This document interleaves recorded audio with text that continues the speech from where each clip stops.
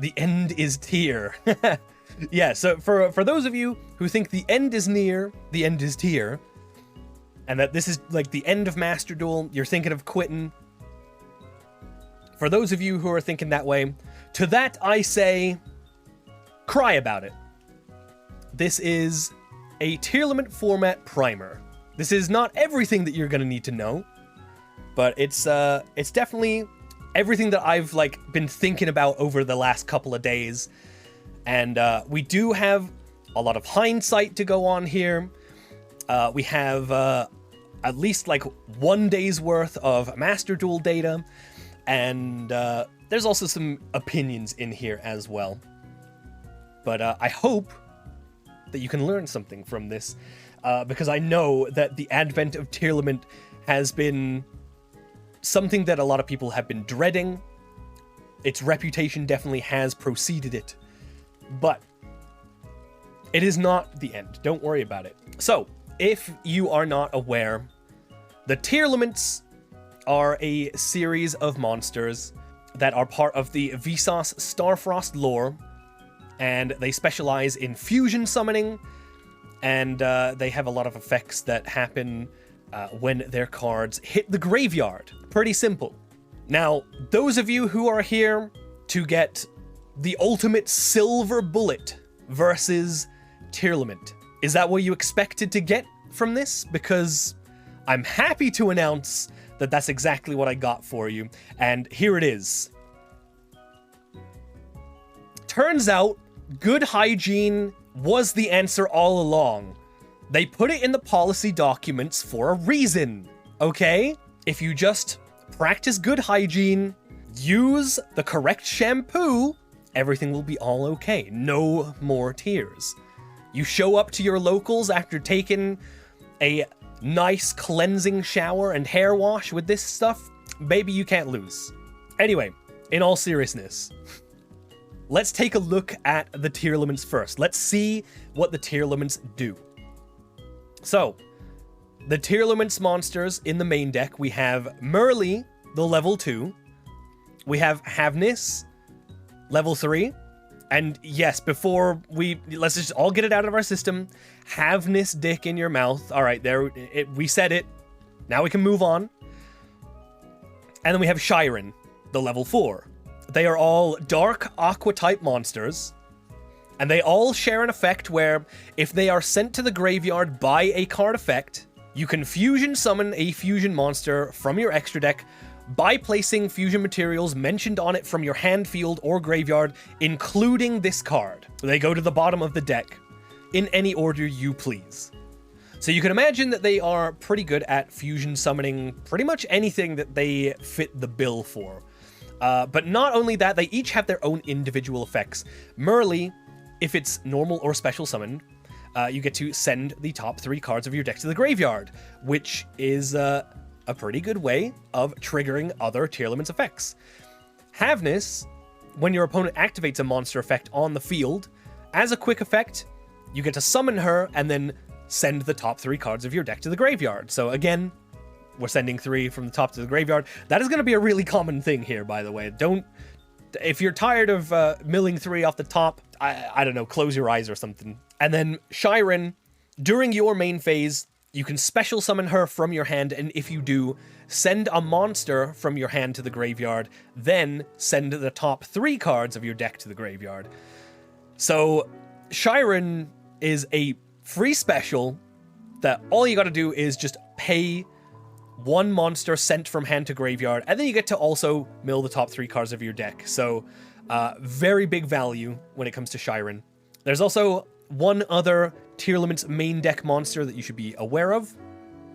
We have Rhino Heart, who is a water warrior effect monster, who, when normal or special summoned, sends any Tearlament's monster from your deck to the graveyard. And if this guy is ever sent to the graveyard by a card effect, you can special summon him, but banish him when he leaves the field, and if you do, send a Tearlament's card from your hand to the graveyard. You must be able to send a Tearlament's card from your hand to the graveyard to do it. One thing to note is if your opponent doesn't have any cards in their hand or is only holding spells or traps or non-tearlaments monsters, they can't bring back the dude. Yeah, it doesn't need to send, but it needs to have it on activation. Correct, yeah. All right, so that's the main deck monsters for the tearlaments. So as you can probably see already, they're all basically supporting each other by sending other monsters to the graveyard or just milling 3 and getting it twisted and hoping you hit a tearlaments from there. We then, of course, have tearlaments Kit Kalos, who is in prison in both the TCG and OCG, but is limited to 1 in Master Duel, pre-hit before she even got there. But 1 is absolutely enough, and she is probably the linchpin of the strategy in this form. She does just everything that you want. When she's special summoned, you get to take any tearlaments card from your deck and either add it to your hand or send it to the graveyard. Then, during your main phase, you can target a monster you control, special summon a tearlaments monster from your hand or graveyard, and if you do, you send the targeted monster to the graveyard. So you get an extra summon of like Merly or something, or bring back a Shiren or a Rhino Heart, and then you get to send any tearlaments, or rather, you'd send whatever the targeted monster is, but most of the time that's going to be something that you want to trigger the graveyard trigger of. And whenever Kit Kalos herself is sent to the graveyard by a card effect, you get to mill the top 5 cards of your deck, which is crazy. Kit Kalos has a huge target on her to be negated. This is definitely the one that you want to be dealing with if possible.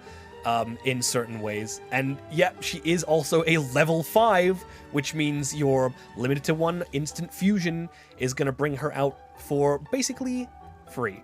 We then have tearlaments Kaleido Heart, who is a fusion of tearlaments Rhino Heart plus 2 Aqua monsters. Can't be used as fusion material, which is a really big thing that everyone needs to remember. Can't be used as fusion material.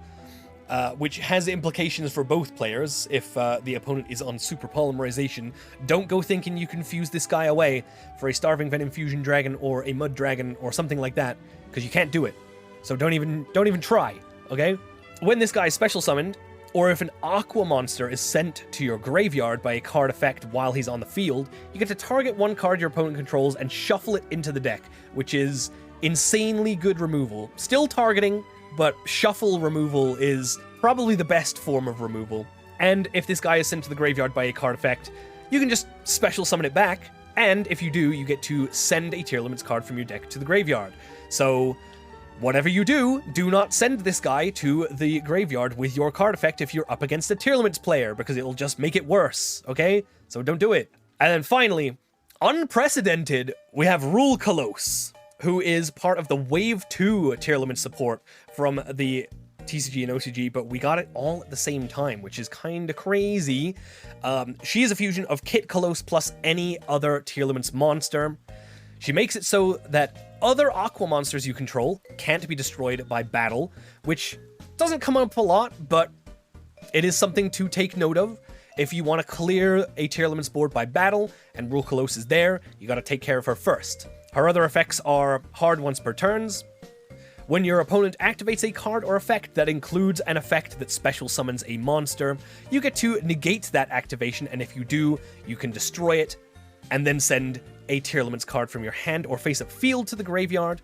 And if this fusion summon card is ever sent to the graveyard by a card effect, you can special summon this card. So, kinda similar to Kaleido Heart, but not as bad. It doesn't get worse for you if you remove her with like Dark Hole or some shit, but she does come back, but she is now no longer fusion summoned, so if you have a second Dark Hole, for example, then you get rid of her, well, not permanently, but at least she's off the field, right?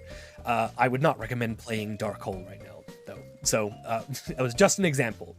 Anyway, these are the monsters that you need to be aware of for the tearlaments. There is one more tearlaments monster that exists, but it is not in Master Duel, so don't even worry about it. Next up, we have the Spell and Trap Support. We have Primeval Planet Perlarino, which is limited to 1 in Master Duel, another pre-hit, and unlike Kit Kalos, this one 100% matters that this is at 1.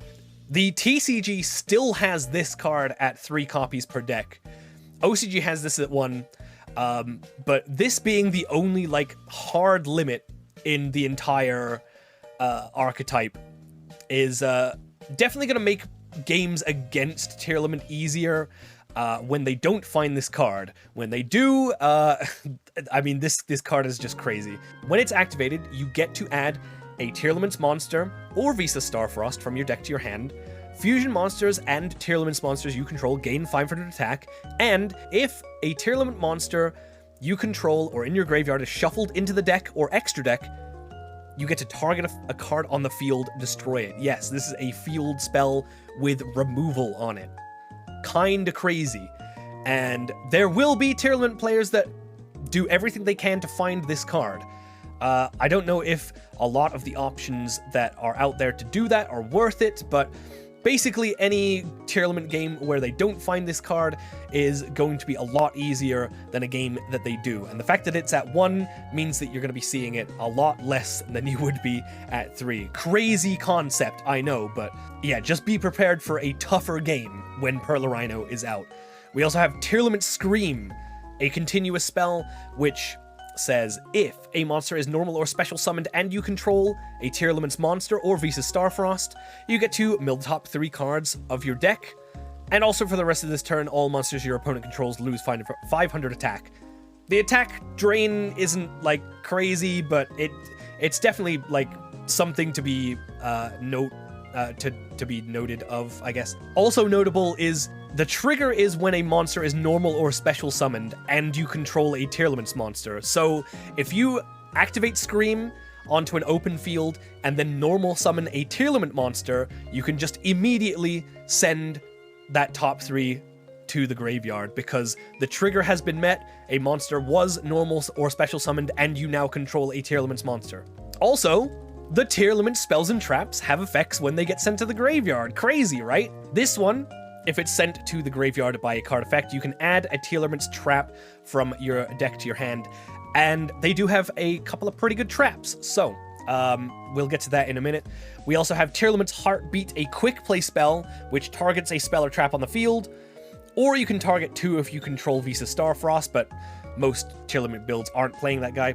You get to shuffle those targets into the deck, then send 1 card from your hand to the graveyard. So this is in archetype SpellTrap removal, which is great because there will be a lot of people trying to floodgate the Tearlament player. Not so great if you're the one doing the floodgating. And also, since it sends a card from hand to the graveyard, it can also start triggering your Tearlament's effects. And this also, if this is sent to the graveyard by a card effect, you get to target a Tearlament's trap in your graveyard and add it back to your hand. This one doesn't really see a whole lot of play. If they do play this one, it's basically 1 copy, but not even every Tearlament deck is going to be playing this, so it's something to be aware of, but you're not always going to see it.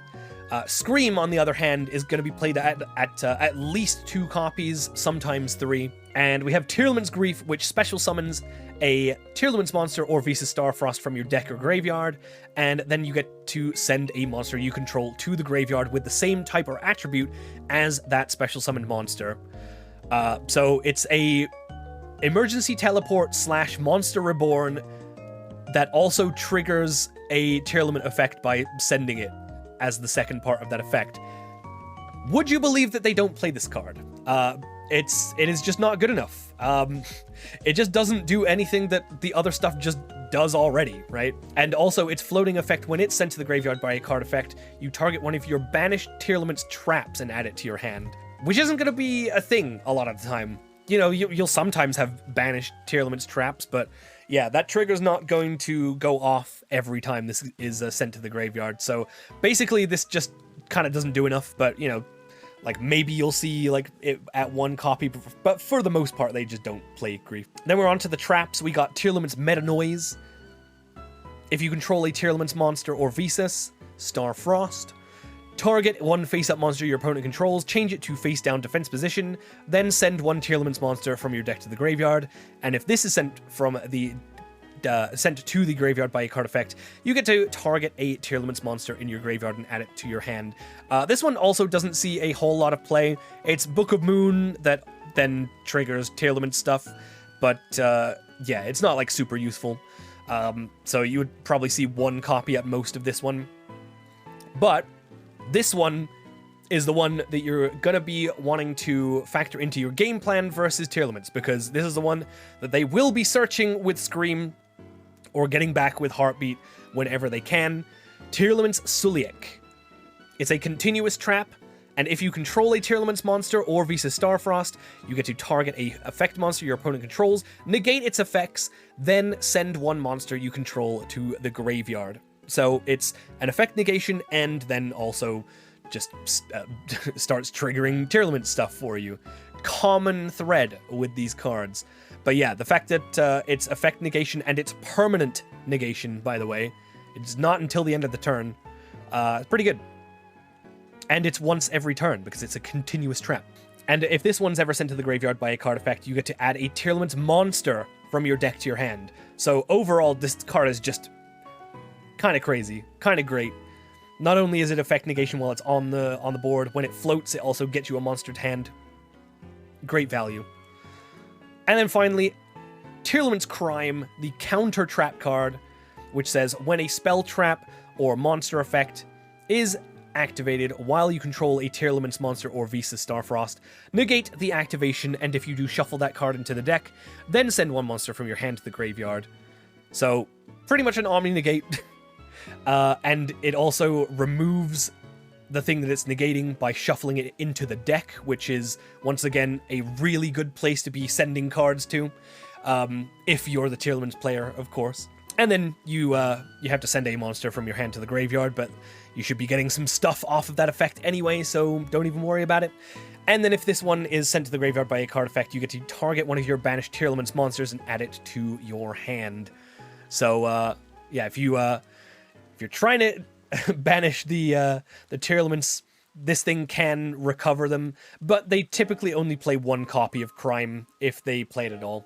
Alright, so there's that. There is the spells and traps.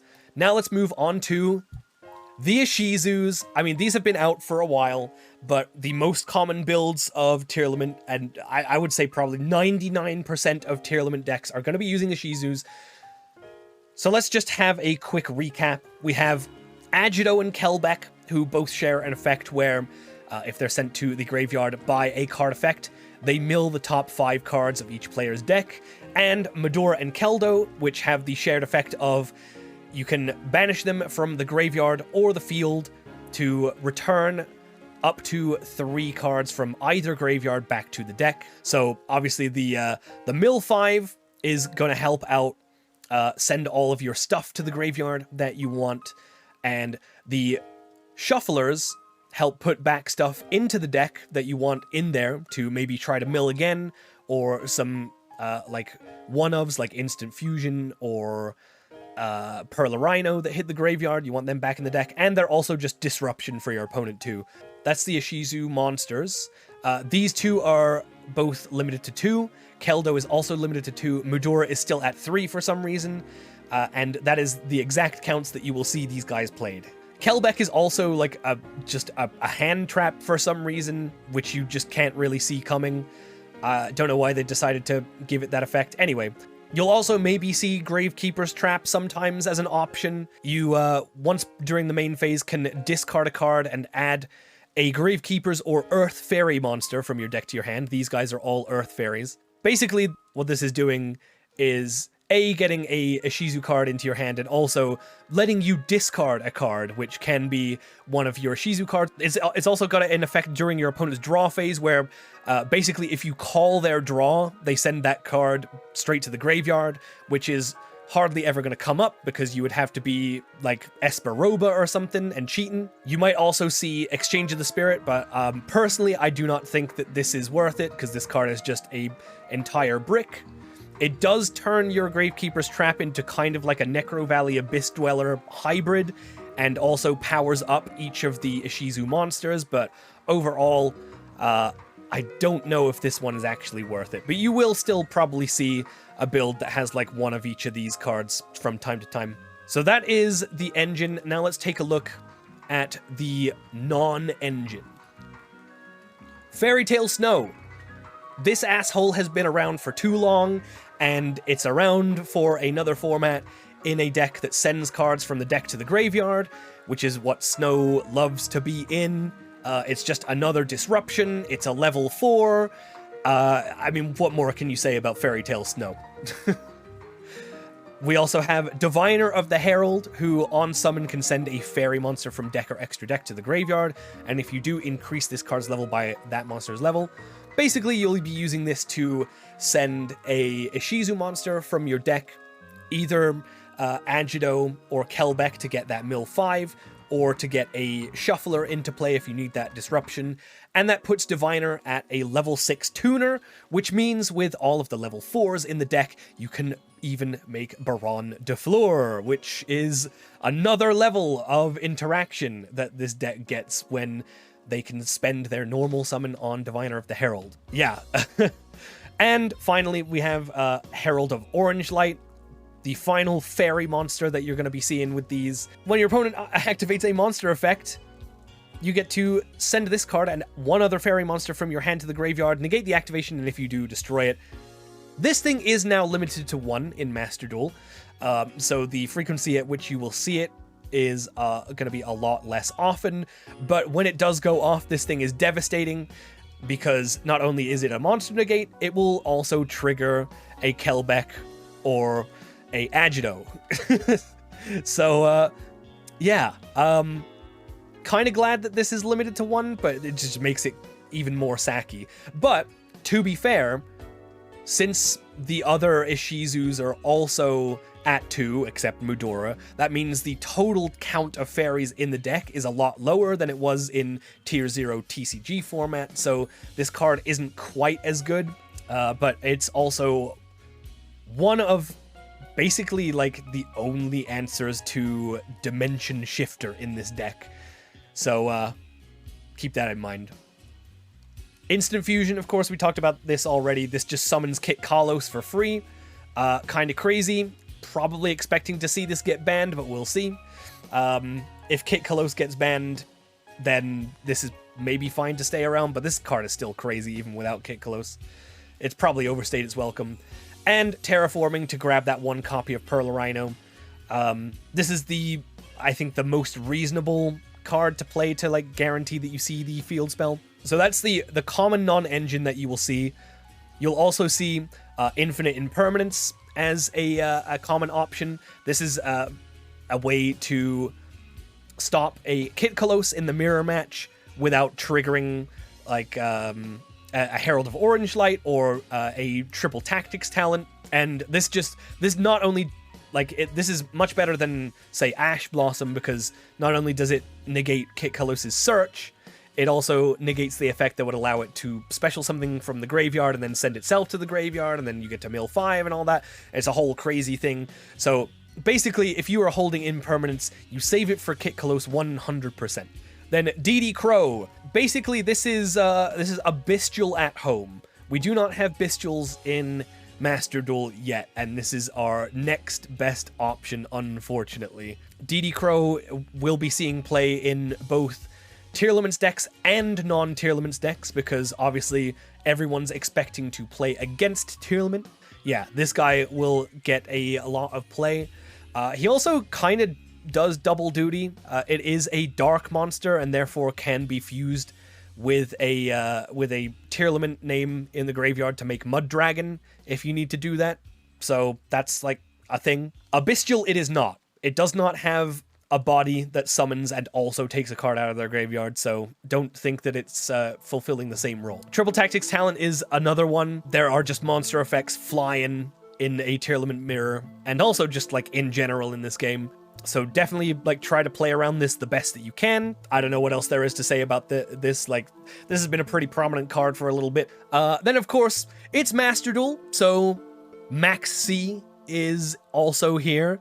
And we need to be playing the Max C minigame no matter what, because this is Master Duel, and this card will just never leave. Crazy. That also means we're going to be playing Crossout Designator. This is now actually more impactful than Called by the Grave, because this is a way to negate any card during a Tearlament mirror match, not only Maxi, and it also doesn't target, which is a problem for Called by the Grave now, because of the Ishizu shufflers specifically. If you try to Called by the Grave on a Tearlament name that's trying to fusion summon, and they just shuffle it back with an Ishizu shuffler, it doesn't get banished. I mean, it still can't resolve, but at least it's not negated, and so that they can use it on the next turn. So yeah, I don't know. Called by the Grave is not looking as good, especially not in the Tearlament mirror, but it's still a card that is like reasonable to be playing. Yeah, and exactly, like if you're in a mirror, you don't want to be using Called by the Grave on a card that's also in your deck, because then you've negated your own card. So that is also a thing to keep in mind. So that's all the common non-engine pretty much.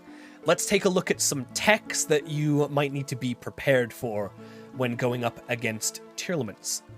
So, Shaddoll monsters. Usually this is like one copy of Shaddoll Beast, maybe also a copy of Shaddoll Squamata, just to have like 2 Shaddoll names. And this is also that you can go into El Shaddoll Winda, and because Tearlaments play on both players' turn, and Confusion Summon on either player's turn, you can put your opponent in a situation where you summon Winda, they've already committed to a special summon, and they are stopped dead in their tracks unless they have a way to get rid of Winda, who can't be destroyed by card effects, so it limits their options that way too. Another thing that I've seen as a tech in some Tearlament decks, tech for the mirror, Necro World Banshee and Zombie World, prevents your opponent from doing any fusions that require Aqua-type monsters, because they don't have any of those while Zombie World is out.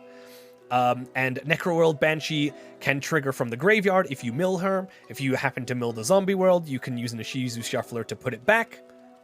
It's not bad. It's not bad. It's not the best, but I've seen it a little like a 1-in-1 engine of this, like just as a tech for the mirror match. Not terrible. We've also got the Rainbow Bridge of Salvation, which you don't need to be concerned with the card's effect while it is on the field. Basically, it's a grave trigger, which adds a Crystal Beast and any field spell from your deck to the hand, which is a way to get to your Perla Rhino. It does require that you play a Crystal Beast, of course, to make this work, but luckily, Crystal Beast Emerald Tortoise is an Aqua-type monster, and therefore you can use it for some Tearlaments fusion summons, which is very funny. I don't know, I think this is a whole bunch of bricks. It's not bad though. Like, even if you do happen to draw the Rainbow Bridge, you can still like discard it with certain effects. But drawing the tortoise, you would then have to like fusion with it to send it back to the deck to be added off of the Rainbow Bridge. It's just a little awkward sometimes, but you'll definitely see it. Next tech is Foolish Burial Goods, which is often played with the Rainbow Bridge of Salvation, but not only does this do your Rainbow Bridge stuff, it also triggers the floating effects of your Tearlament spells and traps, so that's pretty good. And I guess if you're also on Exchange of the Spirit, it puts it into your graveyard for you, but that's probably not like your first idea with this card. And finally, Super Polymerization. This isn't super strong at the moment, especially with like no Garura in the card pool, but you can still make stuff like Mud Dragon, and notably, this is probably one of the very few ways that a Tearlament board can play through an Abyss Dweller, because if you have Super Polymerization against a board of Abyss Dweller and Rule Kalos, you can shotgun this as the very first thing in the draw phase. They can't respond to this. You eat up their Dweller before it can activate its effect, and then you can play through. And that's also, yeah, that's a good point. Super Poly is at 3 copies now, but I don't know whether you'd find space for 3 copies of Super Poly. The only other card that also does this is Forbidden Droplet, but they're pretty similar, I would say. So that's it for the main deck. Let's take a look at the extra deck, and there is a lot to go through here. We have Dragostapelia, which is a fusion of a fusion monster plus any dark monster. Very easy to make. Also another like super poly target sometimes if you're on that card. And while it's on the field, you can target a face-up monster your opponent controls, place a predator counter on it. It becomes level 1 if it had a level. And while Dracostopelia is on the field, all activated effects of your opponent's monsters that have predator counters are negated. So this is usually something that you will see get played on your turn if you're the opponent to the tearlament player. Because this is interruption, it's negation, it's yeah, it's pretty good. It's also something that because it uses a fusion monster as material, it resets Kit Kalos or Rule Kalos back to the extra deck if they are used as the material, which is pretty good because they're basically only playing one copy of those cards anyway. Then, of course, we got the Mud Dragon of the Swamp, which is a fusion of any two monsters with the same attribute but different types. So this is a tearlament monster plus any other dark monster. And it can also change its attribute to be anything you want, and while it's out, your opponent cannot target this card or any other monsters that have the same attribute as it. It's also a level 4, so it makes making Xyz monsters very easy. Obviously, there's also Shaddoll Window that we've kind of already gone over, but this isn't standard, but it's something that you should be aware of anyway. Time Thief Redoer is a very big rank 4 Xyz, and you might think, yeah, Tearlaments, it's a fusion deck, right? They're also very good at making rank 4s, so you gotta be prepared for them, and Time Thief Redoer is a very good one. And for a very specific reason, it is one of the few Xyz monsters that detaches its materials as part of its effect, rather than part of the cost to activate its effects. Which means, if you have a Tearlament Shiren as the Xyz material, if you detach one of those for the effect of Time Thief Redoer, it will trigger when it hits the graveyard. You can also do the Time Thief thing and get lucky and get a spell off the top of your opponent's deck or a trap off the top of the opponent's deck for some removal. Your opponent will hate you if you do that, if you're the Tearlaments player.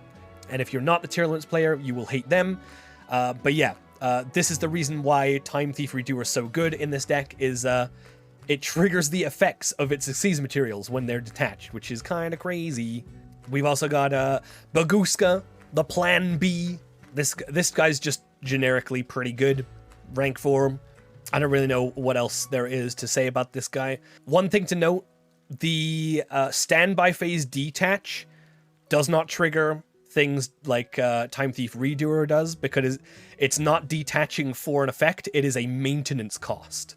And then, as another rank 4 Abyss Dweller, yeah, they're going to be using this one as well. I mean, you kind of have to be, right? If you're doing Tearlaments Mirrors, this is basically like the best card against and for Tearlaments, kind of. Yeah, this card is crazy. And also, if this has Rhino Heart as material, it also gains attack points. So it'll be on 2200 while it has Rhino Heart as material. Or Mud Dragon, for that matter. Which isn't insignificant. It puts it up to 22, which makes it a lot harder to beat over by battle. And yeah, this thing locks down any card effects that would activate in your opponent's graveyard. And it only costs 1 material to do that, which means it can be used 2 turns in a row. So you basically blank a pair of turns against Tearlament with this guy, which is why it might be a good idea if you're playing Tearlament and you're going into a Tearlament Mirror heavy format. You might want to have an answer to this guy at the ready, like Droplet, like Super Poly. Oh yeah, Dweller also just boosts. It doesn't just boost itself. It boosts all water monsters you control, which means Rule Kalos, other copies of Rhino Heart, they're also going to get boosted. You can buff your monsters by 1k and debuff the opponents by 500. Yeah, true, yeah.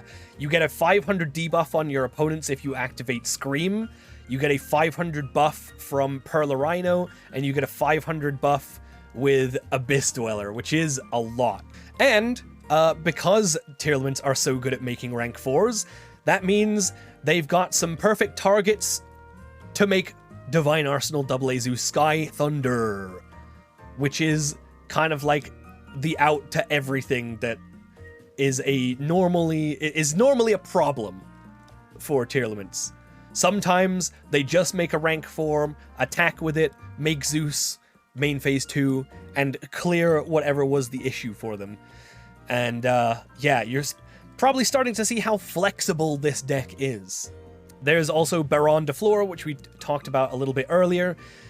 With the Diviner of the Herald, you can pretty easily make this plus any, you make this with the level 6 Diviner plus any level 4, and you now have removal, a big body, and negation, and also the option to bring back stuff from the graveyard if you need it too. And surprise, they're also pretty good at making some link monsters too, the most egregious of which is Sprite Elf, which is also in prison in both TCG and OCG, but is still on the run in Master Duel. And wouldn't you know it, one of the main deck Tearlaments monsters is level 2. So you can use Sprite Elf to continuously bring back Merly, get a mill 3 off the top, and then when Merly goes to the graveyard, again by a card effect, proc its effect. Kind of crazy. Merly on the opponent's turn, kind of nuts. Also Diviner technically can come out on the opponent's turn as well, but probably doesn't do it doesn't do as much as Merly, but sometimes it might. You get to send a Miller with the Diviner, or send a Shuffler. It's kind of, yeah.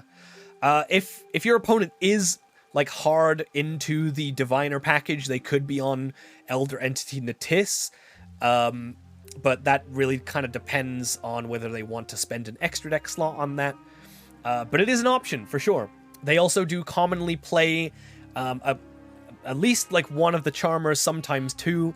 Dark is the most common one. Ausa is also pretty common because we're playing like 9 Earth monsters. Actually, I guess 12 if we're counting Maxi. 12 Earth monsters in this deck. And sometimes you see Area, but not really too much.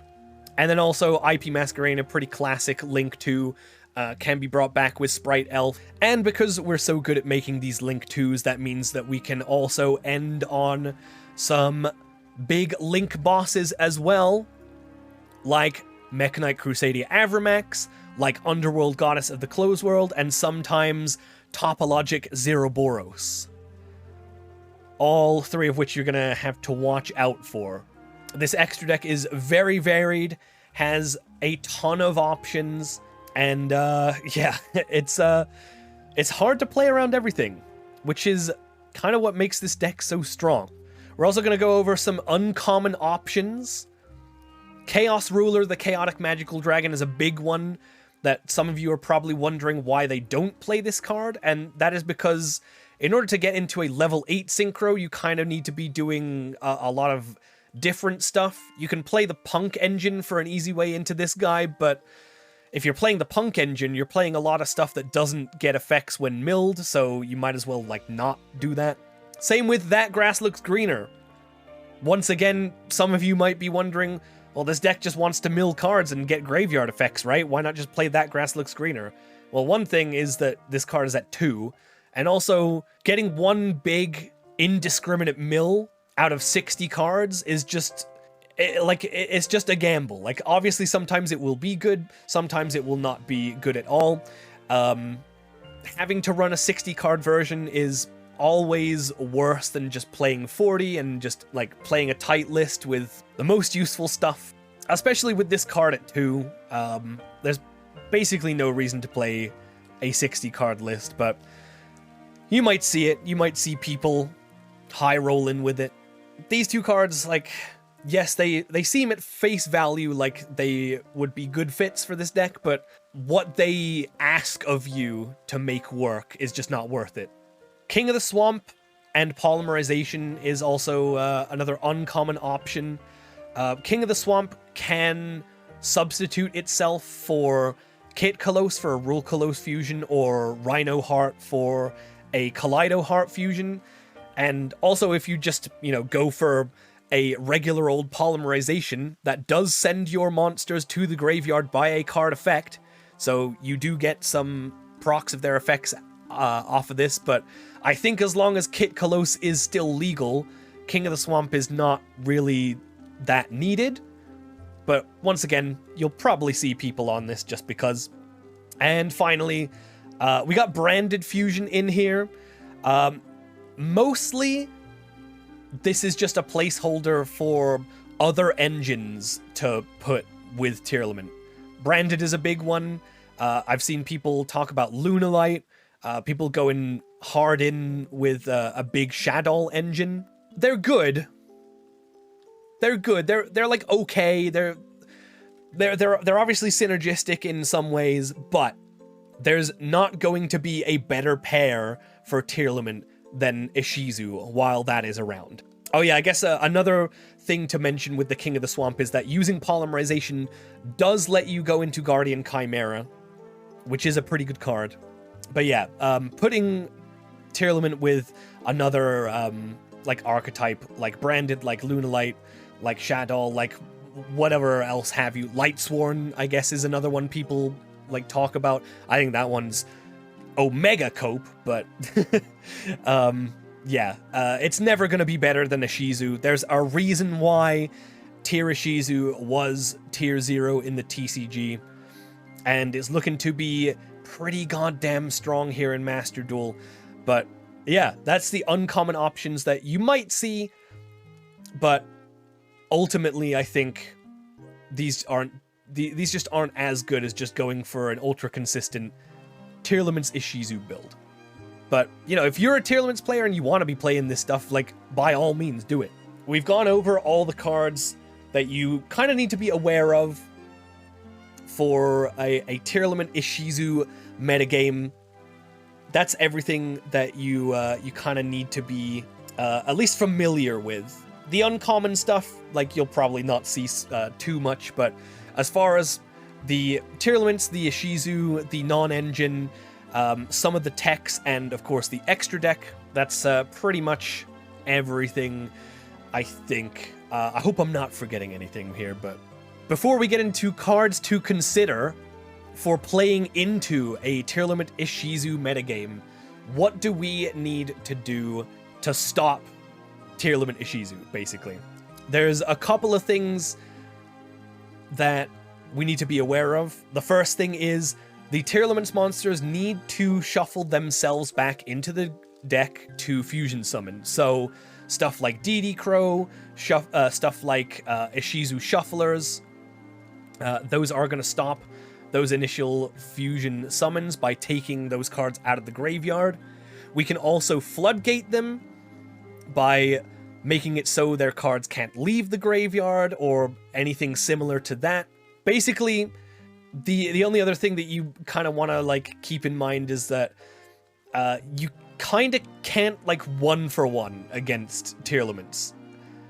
Each one of your cards, or at least like some of your cards that you have in your deck, need to be capable of taking out multiple cards from the Tearlament player, or cut off multiple lines of play from the Tearlament player. So we'll keep that in mind when we look at cards to consider playing. So first of all, if it works for them, it'll work for us. Abyss Dweller, I said it before, this is like the ultimate card for against Tearlament and Ishizu, because it stops their cards from triggering in the graveyard at all, and barring stuff like Super Polymerization or Forbidden Droplet, they literally have no out to this card. If you're playing this in a deck that can make like rank 4s, and this is at 1700, maybe they can beat over it and get it off the field before you get the second activation out of it. But if you can make multiple Abyss Dwellers, this is like a death sentence for them. Yeah, if your deck can make Dweller, you should try to be making Dweller, for sure. And again, if they are using it, we might as well take a page out of their book. Infinite Impermanence, and to an extent Effect Veiler, are pretty good. This is like the best way to stop Kit Kalos from getting the ball rolling for them. If you're up against Tearlament and you have a Veiler or an Impermanence in your hand, You have to be saving these for Kit Kolos to make them worth it at all. Anything else is just like, yeah, it's just not worth it. Then we have DD Crow, and to a certain extent, the Ishizu Shufflers. These, of course, are going to be taking the tearlaments out of the graveyard so that they can't be used as fusion material, and therefore blank the fusion effect of that particular name for the turn. However, caveat to the Ishizu Shufflers, if you are playing a deck with Ishizu Shufflers in them, you're probably playing the Ishizu Millers, and if you're playing Ishizu Millers in a format with Ishizu Tier, that's probably a bad idea, unless you're on something really specific, like Ishizu Vernasilf Madolce. So I wouldn't really recommend adding in the Ishizu Shufflers, just because. And then, once again, if it works for them, it could work for you. Necroworld Banshee with the Zombie World engine is pretty good because it stops them from being Aqua type, and therefore they cannot fuse for Kit Kolos or Kaleido Heart. They can still go for Rule Kolos if they have Kit Kolos already in rotation, or if they have King of the Swamp, so be aware of that. But yeah, Zombie World is pretty decent. It's not like huge like asterisk on like literally any of these cards, because the Tearlament Ishizu deck is so varied and has so many options. Not a single one of these wins the game by itself, but they certainly help. None of these are silver bullets, but these can take back some control for you if you're against Tearlament. And then finally, probably the only other like ultimate answer to Tearlament Ishizu is Dimension Shifter. This guy is super cringe, but yeah, there's like no way for them to play through this pretty much if you open with this guy, but you have to open with this guy, and it is limited to 2. So there is that. And also, it screws over yourself. The effect is reciprocal, so you have to be also playing a deck that kind of doesn't care if you get shifted for a turn. So there is a couple of caveats to this guy as well, but if you have a deck that doesn't mind playing through a turn of shifter and can make this work, this is basically like the only other ultimate way to deal with Tearlaments. Obviously, like, both Shifter and Dweller do lose to Herald of Orange Light, but that card is at 1, so if your Tier Ishizu opponent uses Orange Light on either of these cards, feel free to call them a lucky sacker. But yeah, once again, none of these cards win the game by themselves. You still need to be able to play the game. We got another list of cards here to consider. We have Dimensional Barrier, which can obviously cut them off of fusions for a turn, and also sometimes Xyz if they are trying to go for that route. There's Non-Fusion Area, which is a continuous trap that says neither player can fusion summon. Soul Drain, which is a skill drain for monster effects in the graveyard and are banished. Macrocosmos, which says every card that would go to the graveyard is banished instead. And Different Dimension Ground, which says this turn any monster sent to the graveyard is removed from play instead. Banished instead. I guess that's that's an early print of that card. Now, I would not recommend a single one of these cards. Why, you might ask? Because none of these cards are good going second. None of these deal with a Tearlaments board that has already been built. So obviously these cards can work. They can do some good work for you depending on the deck, but I would definitely not recommend these cards unless you know specifically that these cards are going to work for you. Because, yeah, if you go second against Tier Ishizu, it's kind of too late to use these. They're too slow. Yeah, and the funniest thing is Macrocosmos can get negated by Rulkalos, because guess what? This has a special summon clause in its text. When this card is activated, you can special summon one Helios the Primordial Sun from your hand or deck. Whether or not you're playing Helios the Primordial Sun doesn't matter. Rulkalos can still negate Macrocosmos, which is so dumb. But that is how it works. So, yeah. Also, these cards signal to your opponent that you do not want to play Yu-Gi-Oh! Well, I mean, some of us here probably don't want to play against Tearlament, so they're probably going to be trying everything they can to not do that. But yeah, once again, not going to be recommending these cards. If you go first with these, obviously these are really good, and you know, ranked ranked in Master Duel is best of one, so you can high roll and flip heads a lot if you want to try for that. But yeah, I think if it was me, I'd be trying to go for some more consistent options, which I have another list of here. Dimensional Fissure, Macrocosmos' little brother, is actually better here. This says any monster sent to the graveyard is banished instead, which obviously doesn't affect the Tearlament spells or traps. They can still go to the graveyard by a card effect and get their effects off, but you will be cutting off the monsters from going to the graveyard, which is where they want to be. And also, Rulkalos cannot negate this one. Necro Valley is another pretty good one. This basically says you can't touch a card in the graveyard. Just hands off. They can't go anywhere. They can't be moved. They can't go out of the graveyard. Just don't even think about it.